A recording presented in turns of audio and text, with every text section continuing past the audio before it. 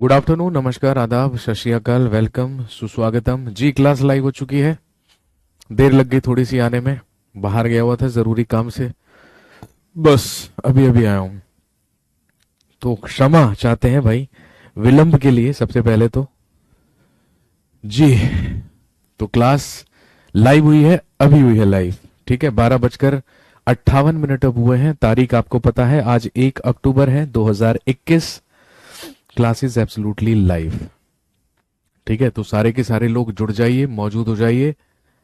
और आप सारे के सारे लोग मुझे यहाँ पर नजर आ रहे हैं। आप जो भी कमेंट कर रहे हैं वो बाकायदा यहाँ पर नजर आ रहा है।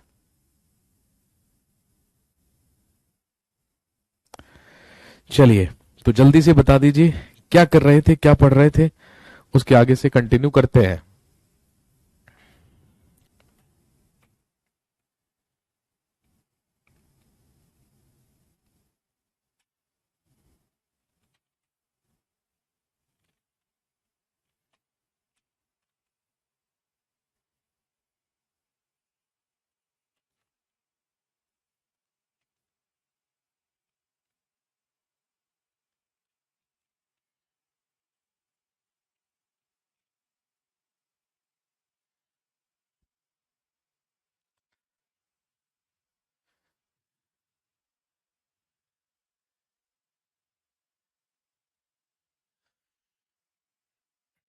ओके, हम लोग पढ़ रहे थे मैसूर राज्य के बारे में, मैसूर स्टेट के बारे में, जिसमें हमने बात कर ली है हैदर अली के बारे में और हैदर अली से संबंधित दो एंग्लो मैसूर वॉर्स के बारे में, दो आंग्ल मैसूर युद्धों के बारे में। यहां तक की काम हमने, यहां तक की बात हमने कर ली थी। चलिए आगे बढ़ते हैं। आप जानते हैं कि हम पढ़ रहे हैं मॉडर्न इंडिया, आधुनिक भारत।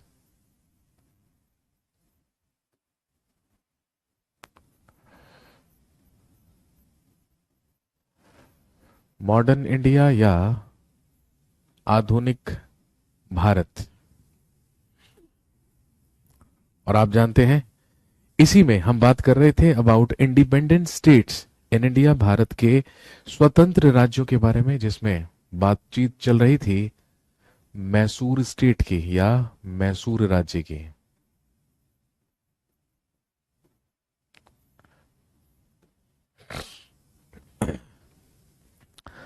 तो हम दो एंग्लो मैसूर वॉर के बारे में बात कर चुके हैं। बैच कंप्लीट कब होगा? जल्दी होगा, यही कह सकते हैं, क्योंकि हजरत निजामुद्दीन औलिया तो हूं नहीं मैं कि मैं भविष्यवाणी करूं।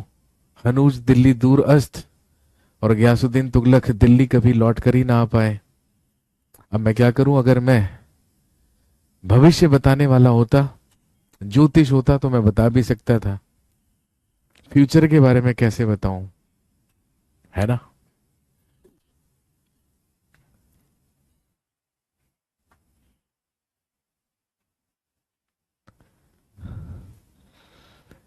मैसूर राज्य, मैसूर स्टेट, हेडिंग डाल लीजिए टीपू सुल्तान। नाम बहुत फेमस है, आप सब जानते ही हैं, है ना। नाम बहुत फेमस है, लेकिन एग्जाम पॉइंट ऑफ व्यू से इंपॉर्टेंट नहीं है। कहने का मतलब, प्रीवियस ईयर्स के क्वेश्चन जब हम देखते हैं, है ना, रेयरली हमें कोई क्वेश्चन मिलता है रिलेटेड टू टीपू सुल्तान, क्योंकि इससे ज्यादा इंपॉर्टेंट टॉपिक्स, इससे ज्यादा इंपॉर्टेंट रूलर्स, शासक हमारे इतिहास में है जहां से क्वेश्चंस बनते हैं। लेकिन नजरअंदाज नहीं करेंगे टीपू सुल्तान। आप सबने नाम सुना होगा टीपू सुल्तान का, द सोर्ड ऑफ टीपू सुल्तान, है ना, टीपू सुल्तान की तलवार। तो हम सब जानते हैं हैदर अली का उत्तराधिकारी, हैदर अली का पुत्र ही कौन हुआ? टीपू सुल्तान हुआ। और यदि शासनकाल की बात करें तो कल ही मैंने आपको बताया था कि 1782 में जब सेकंड एंग्लो मैसूर वॉर चल रहा था, उसी के दौरान हैदर अली की मृत्यु हुई थी। उसी के दौरान हैदर अली मरा था और हैदर अली के मरने के बाद उस युद्ध का नेतृत्व उसी के पुत्र टीपू सुल्तान ने संभाला था। कहने का मतलब शासनकाल रहेगा 1782 से लेकर 1799 तक। क्लियर हो गई बात?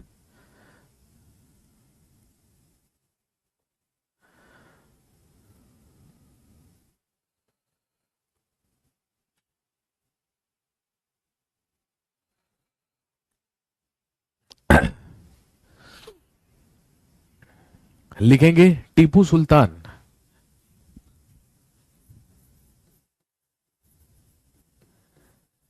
Tipu Sultan was born in 1750 इन मैसूर।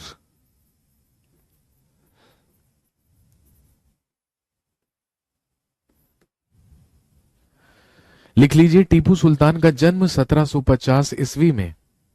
टीपू सुल्तान का जन्म 1750 ईस्वी में मैसूर में हुआ था। लिखेंगे he was son of Hyder Ali. ये हैदर अली का पुत्र था। और इतिहासकार टीपू सुल्तान के बारे में ऐसा कहते हैं कि भाई टीपू सुल्तान अंग्रेजों का घोर शत्रु हुआ करता था, घोर दुश्मन हुआ करता था और हमेशा लोहा लिया करता था अंग्रेजों से, ब्रिटिशर्स से। और इसके बारे में ऐसा भी कहना है कि यदि इसने मराठाओं और निजामों के साथ मिलकर एकजुट होकर अंग्रेजों के खिलाफ लड़ाई लड़ी होती तो शायद हो सकता है दक्षिण भारत का चेहरा ही अलग होता। तो इतना ज्यादा डोमिनेंस या इतने ज्यादा डोमिनेटिंग अंग्रेज दक्षिण भारत में नहीं हो पाते। लेकिन आप जानते हैं कि भाई अंग्रेजों, मुट्ठी भर अंग्रेजों का हिंदुस्तान में आना और हिंदुस्तानियों को गुलाम बना लेना, इसके पीछे सबसे बड़ा रीजन ही क्या था? Lack of unity in ourselves. हमारे ही अंदर एकता की कमी, हमारे ही राजाओं का अयोग्य होना, हमारे ही राजाओं की महत्वाकांक्षी होना, हमारे ही राजाओं के सिंहासन की भूख, पैसे की भूख की वजह से ही अंग्रेजों ने फायदा उठाया, डिवाइड एंड रूल पॉलिसी को अपनाया, फूट डालो और शासन करो की नीति, और हमें बना लिया गुलाम। अब आप खुद देख लीजिए, हिंदुस्तान लुट रहा है, अलग अलग जगहों पर राज कर रहे राजा लुटते हुए देख रहे हैं, लेकिन फिर भी सबको केवल अपनी पड़ी है, सबको केवल और केवल अपना जीवन अय्याशी में व्यतीत करना है। उसके बाद आने वाले हिंदुस्तान को लोग गुलाम बना ले, अपना दास बना ले, उससे कोई मतलब नहीं, कोई परवाह नहीं। यही हमने देखा है इतिहास में, यही हमने देखा है इतिहास में। और आप जानते हैं कि भाई इतिहास पढ़ने से हमें प्रेजेंट और फ्यूचर के बारे में भी बहुत सारी क्या मिलती है? जानकारी मिलती है। क्योंकि जब हम अपने पास्ट को देखते हैं, जब हम अपने पास्ट को एनालाइज करते हैं, तो पास्ट को एनालाइज करके, पास्ट से सबक लेकर ही तो हम अपनी वर्तमान और भविष्य की नीतियां निर्धारित करते हैं।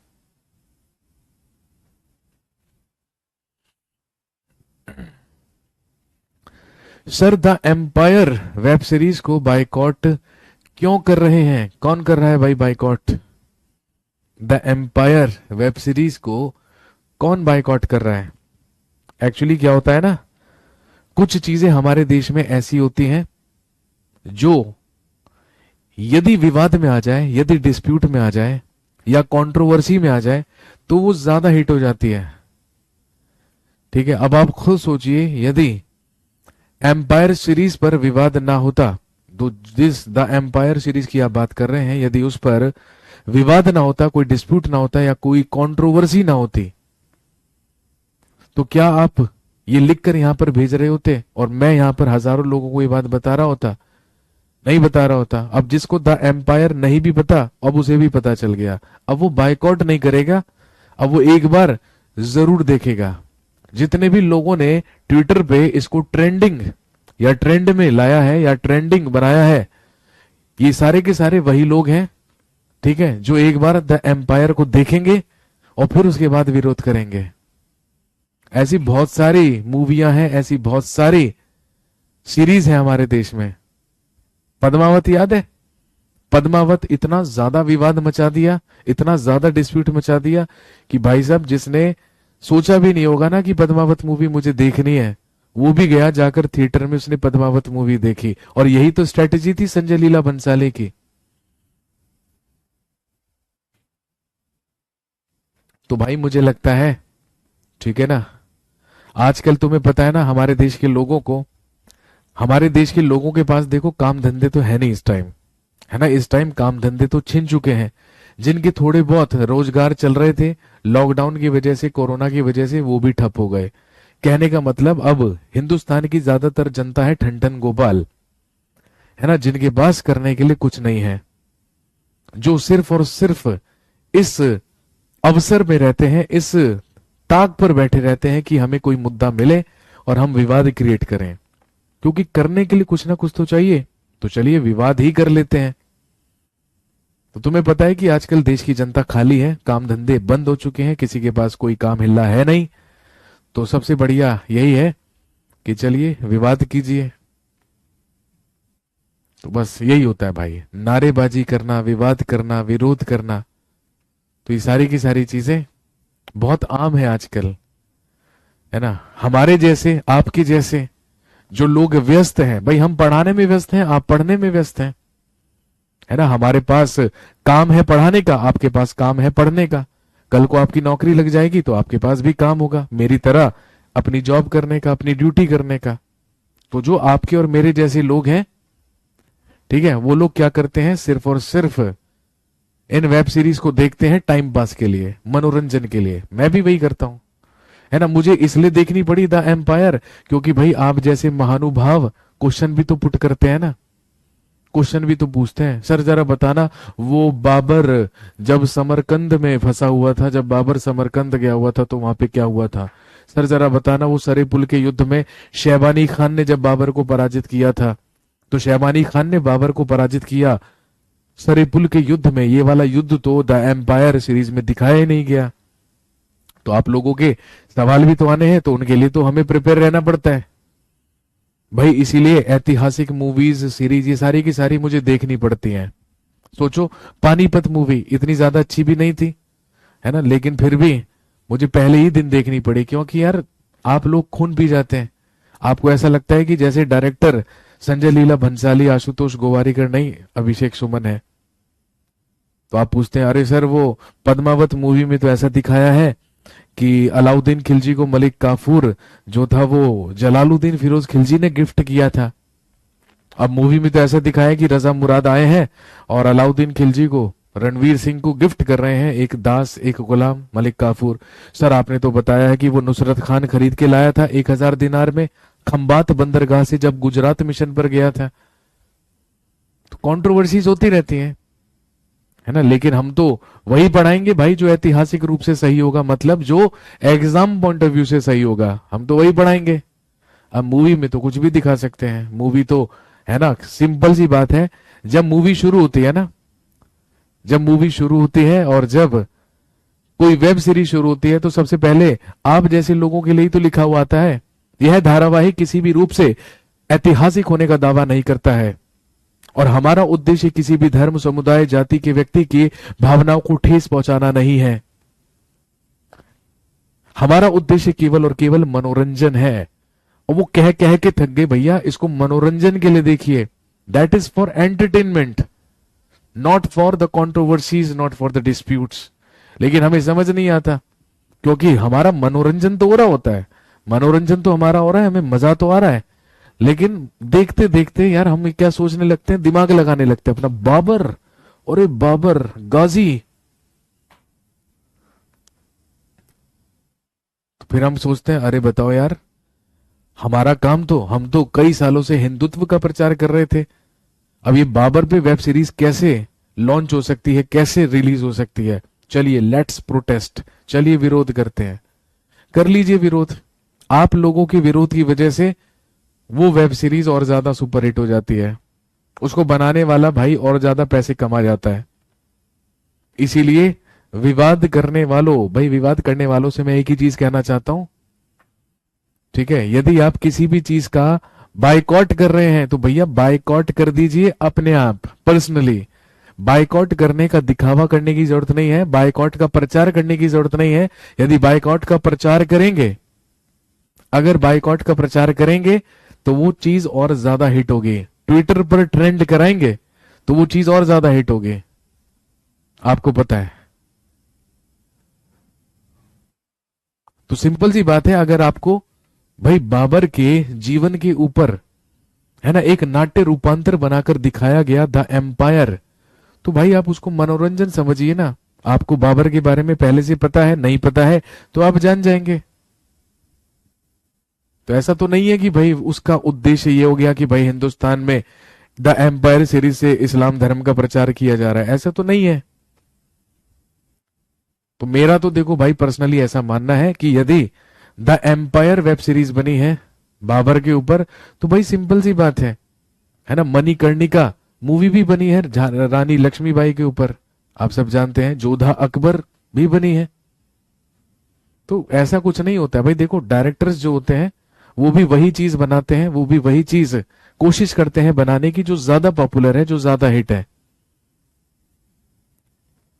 तो आप लोग ट्विटर पे ये ट्रेंड कराइए भाई, पहले तो आपने ट्रेंड करा दिया कि बायकॉट द एम्पायर, है ना, अब आप ये ट्रेंड कराइए कि भैया जिस व्यक्ति ने द एम्पायर सीरीज बनाई है, अब उसी व्यक्ति को हम कहते हैं, अब उसी व्यक्ति को हम कहते हैं कि आप एक और वेब सीरीज बनाइए जिसमें पूरा का पूरा जीवन दिखाइए महाराणा प्रताप का, छत्रपति शिवाजी महाराज का। ऐसे कर लीजिए, क्या फर्क पड़ता है। और आप तो यार वैसे भी समझदार लोग हैं, हमें तो वैसे भी इन सब चीजों से दूर रहना चाहिए, है ना। मजहब नहीं सिखाता आपस में बैर रखना, हिंदी है हम हैं हिंदुस्तानी, हम हैं हिंदी। तो यहां पर मजहब की कोई बात नहीं हो रही है, ठीक है। अपने आप को हिंदू मुसलमान सिख या ईसाई मत समझिए भाई, अपने आप को हिंदुस्तान समझिए। और जिस दिन हमारे देश के एक एक व्यक्ति ने खुद को हिंदू मुसलमान समझना बंद कर दिया और केवल खुद को हिंदुस्तानी समझना शुरू कर दिया, बस उसी दिन से देश तरक्की करने लगेगा, उसी दिन से देश का भला होने लगेगा। ये बात फैक्ट है। पूरा इतिहास पढ़ डाला, पूरा इतिहास देख लीजिए भाई, कहीं पर भी हमने एक उदाहरण ऐसा नहीं पेश किया कि हमारे अंदर एकता है, हमारे अंदर यूनिटी है। अब जब हमारे अंदर यूनिटी ही नहीं होगी, जब हमारे अंदर एकता ही नहीं होगी, तो सामने वाले को पूरा मौका है हम पर अधिकार करने का, हम पर राज करने का। यही हुआ है इतिहास में। और यहां पर हम टीपू सुल्तान के बारे में भी वही बात कर रहे हैं।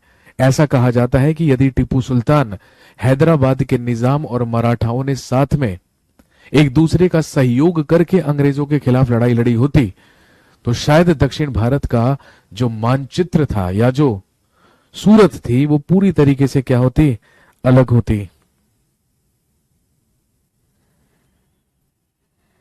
लिखेंगे in 1782 after the death of Hyder Ali, 1782 में हैदर अली की मृत्यु के बाद, in 1782 after the death of Hyder Ali, 1782 ईस्वी में हैदर अली की मृत्यु के बाद, लिखेंगे he became the next ruler of Mysore, ये मैसूर का अगला शासक बना। He became the next ruler of Mysore, ये मैसूर का अगला शासक बना। लिखेंगे he participated in second, third and fourth Anglo Mysore war, इसने दूसरे, तीसरे और चौथे आंग्ल मैसूर युद्ध में भाग लिया। इसने दूसरे, तीसरे और चौथे आंग्ल मैसूर युद्ध में भाग लिया।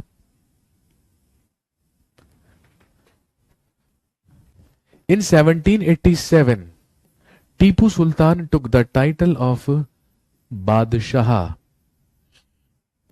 लिखेंगे 1787 ईस्वी में टीपू सुल्तान ने बादशाह की उपाधि धारण की।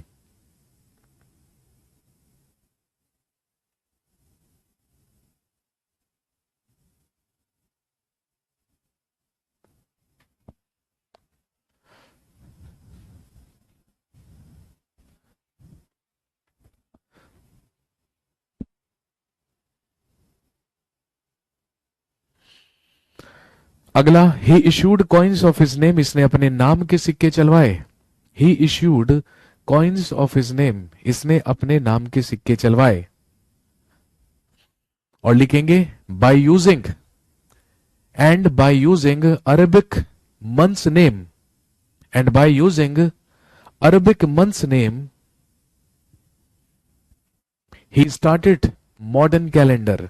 और लिखेंगे महीनों के अरबी नामों का इस्तेमाल करके, और महीनों के अरबी नामों का इस्तेमाल करके इसने आधुनिक कैलेंडर को लागू करवाया।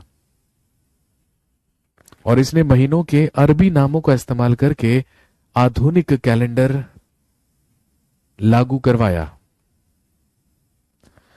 सर इन वॉर्स को एंग्लो वॉर्स क्यों कहा जाता है? भैया एंग्लो का मतलब किससे संबंधित है?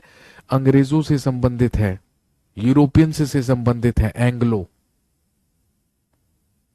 तो यदि मैंने कहा एंग्लो मराठा वॉर तो मतलब अंग्रेजों और मराठाओं की वार। एंग्लो सिख वॉर अंग्रेजों और सिखों की लड़ाई।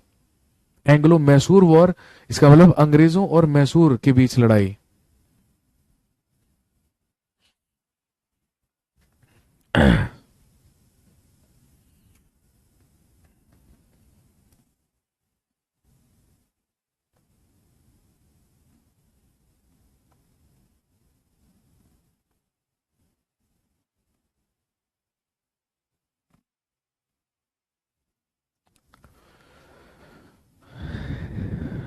इसके बाद लिखेंगे इसने श्रीरंगपट्टनम में एक शस्त्रागार बनाकर सैनिकों को सैन्य प्रशिक्षण दिया। इसने श्रीरंगपट्टनम में एक शस्त्रागार स्थापित करके सैनिकों को सैन्य प्रशिक्षण दिया।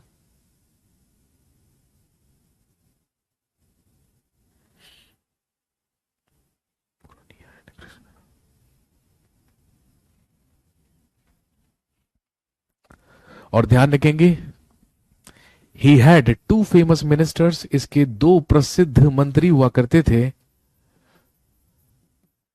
ही हैड टू फेमस मिनिस्टर्स, इसके दो प्रसिद्ध मंत्री हुआ करते थे जिनके नाम थे, पहला लिखेंगे पुरनिया,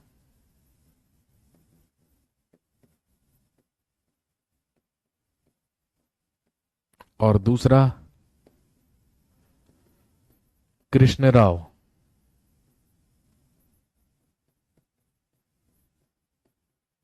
पुरनिया और कृष्णराव ये इसके दो प्रसिद्ध मंत्री हुआ करते थे।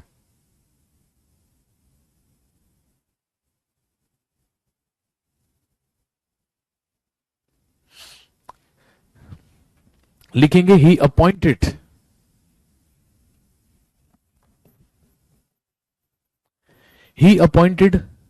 A French officer lieutenant repo. He appointed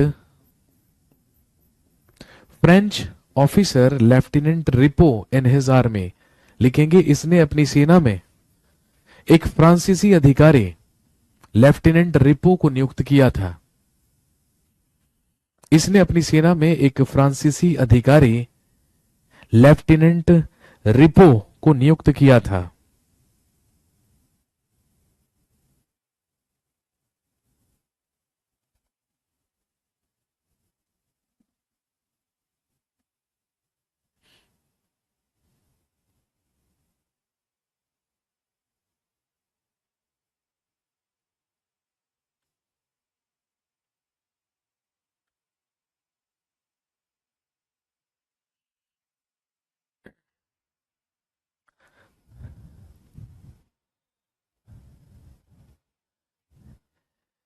लिखेंगे इसने अपने शासनकाल में एक धर्मनिरपेक्ष राज्य की स्थापना की और he founded a secular state in his ruling period. कहने का मतलब इसे हिंदुओं से कोई परेशानी नहीं थी। इसने कई मंदिरों का जीर्णोद्धार भी करवाया था, कई मंदिरों को दान भी किया था, लेकिन इसे प्रॉब्लम केवल और केवल किससे हुआ करती थी? ब्रिटिशर्स से, अंग्रेजों से। और हम सब जानते हैं टीपू सुल्तान के ही शासनकाल में लड़ा गया तीसरा और चौथा एंग्लो मैसूर वॉर। लिखेंगे next third Anglo Mysore war.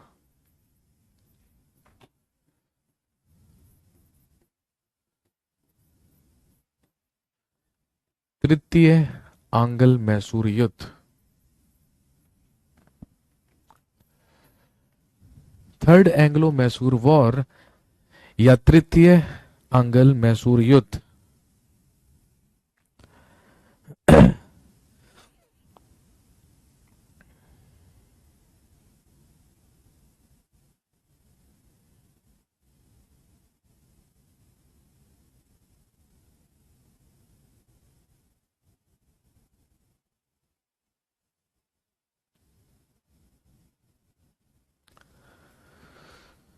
जो लड़ा गया 1790 से लेके 1792 तक, 1790 से लेकर 1792 तक लड़ा गया सेकंड एंग्लो मैसूर वॉर या द्वितीय आंग्ल मैसूर युद्ध।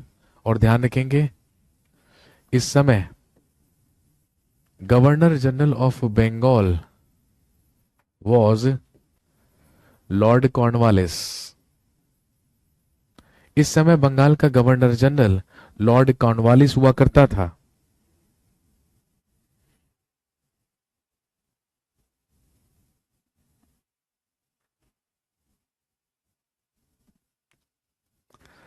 लिखेंगे इन 1789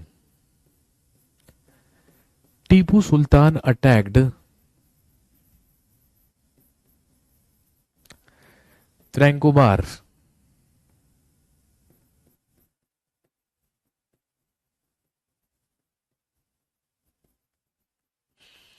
सत्रह सौ नवासी ईस्वी में टीपू सुल्तान ने त्रैंकोबार पर आक्रमण किया।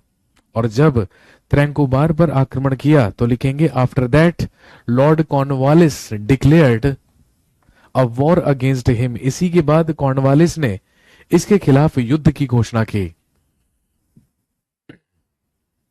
और इसी के बाद कॉर्नवालिस ने इसके खिलाफ युद्ध की घोषणा की।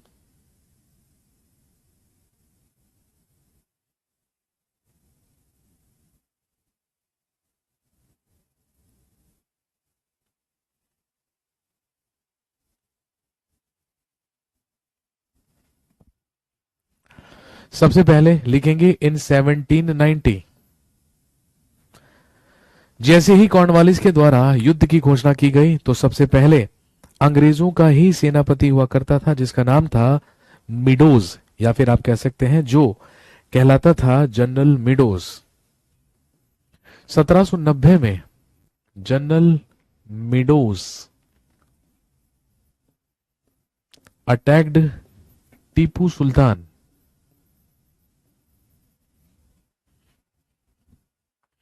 इन Srirangapatna.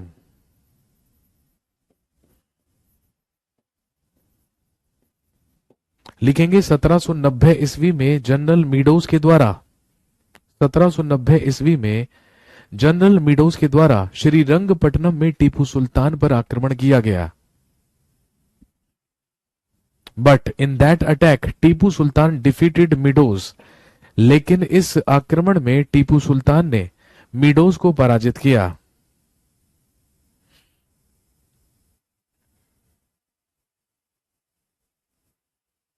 In that attack Tipu Sultan defeated meadows. इस आक्रमण में टीपू सुल्तान ने मीडोज को पराजित किया। और जब मीडोज पराजित हुआ तो इस युद्ध में अंग्रेजों की सेना का नेतृत्व खुद किसने संभाला? लॉर्ड कॉर्नवालिस ने संभाला।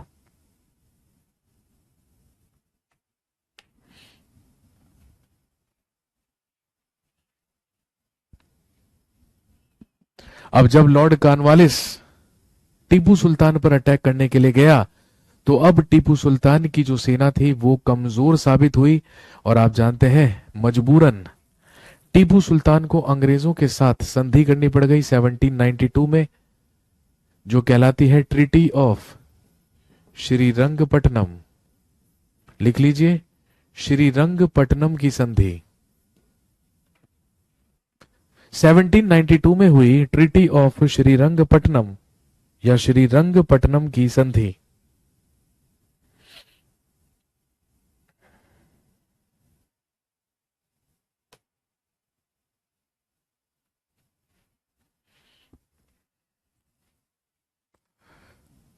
लॉर्ड कॉर्नवालिस और टीपू सुल्तान के बीच में थर्ड एंग्लो मैसूर वॉर के ही तहत हुई श्रीरंगपट्टनम की संधि।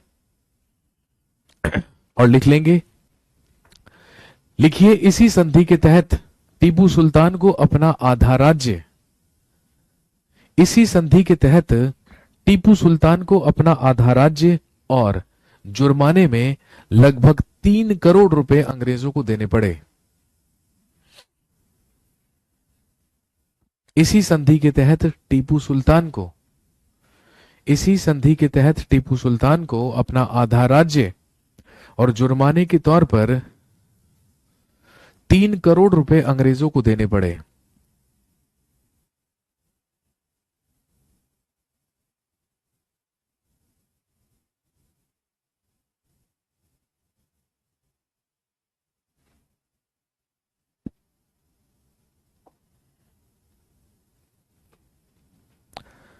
और जब अपना आधा राज्य और 3 करोड़ रुपए दे देने पड़े टीपू सुल्तान को, तो लगभग जो शक्ति थी टीपू सुल्तान की वो बहुत ज्यादा कमजोर हो चुकी थी। और हम सब जानते हैं फाइनली टीपू सुल्तान का भी अंत हुआ जब लड़ा गया फोर्थ एंग्लो मैसूर वॉर। लिखेंगे चतुर्थ आंग्ल मैसूर युद्ध 1799। 1799 ईस्वी में लड़ा गया फोर्थ एंग्लो मैसूर वॉर या चतुर्थ आंग्ल मैसूर युद्ध, जिस समय गवर्नर जनरल हुआ करता था लॉर्ड वेलेजली।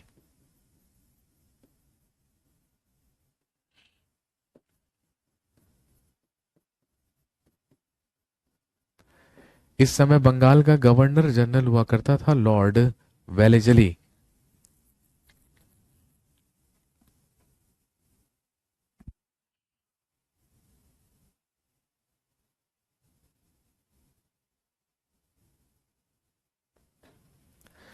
लिखेंगे इन दिस वॉर, इस युद्ध में Nizams and Marathas, in this battle Nizams and Marathas helped Britishers, इस युद्ध में निजामों और मराठाओं ने अंग्रेजों की मदद की। इन दिस बैटल और इन this war Nizams and Marathas helped Britishers, इस युद्ध में मराठाओं ने और निजामों ने अंग्रेजों की मदद की। लॉर्ड वेलेजली के ही नेतृत्व में टीपू सुल्तान के खिलाफ युद्ध की घोषणा की गई। और लिखेंगे in this battle in this war Lord Wellesley defeated and killed Tipu Sultan. लिखेंगे इसी युद्ध के दौरान लॉर्ड वेलेजली के द्वारा टीपू सुल्तान को पराजित कर उसकी हत्या करवाई गई।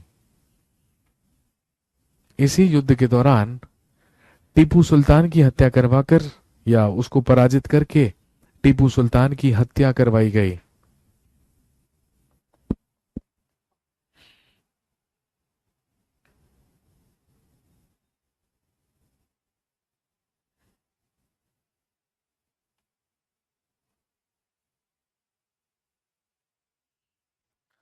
और लिखेंगे after the death of Tipu Sultan, after the death of Tipu Sultan Muslim rule was abolished from Mysore.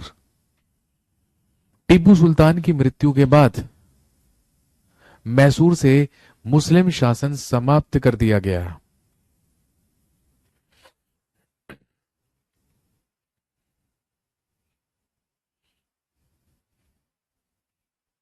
After the death of Tipu Sultan, Tipu Sultan की मृत्यु के बाद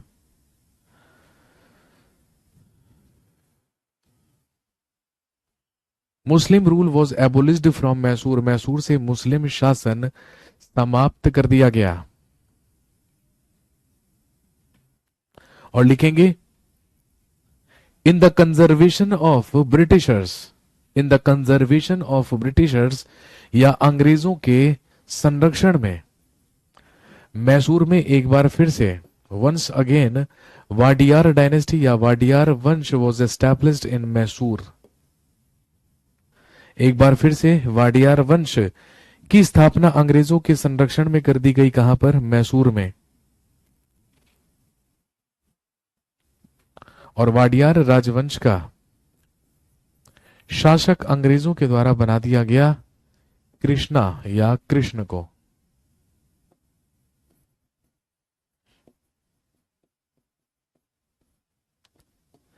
that was the end of Tipu Sultan. और इसी तरीके से टीपू सुल्तान का अंत हुआ। एग्जाम में क्वेश्चन आएगा तो डेफिनेटली केवल और केवल एंग्लो मैसूर वॉर से संबंधित आने की संभावनाएं हो सकती है, अदरवाइज तो ज्यादातर संभावना यही है कि क्वेश्चन नहीं पूछा जाएगा, क्योंकि नॉर्मली पूछा नहीं जाता है इसी वजह से।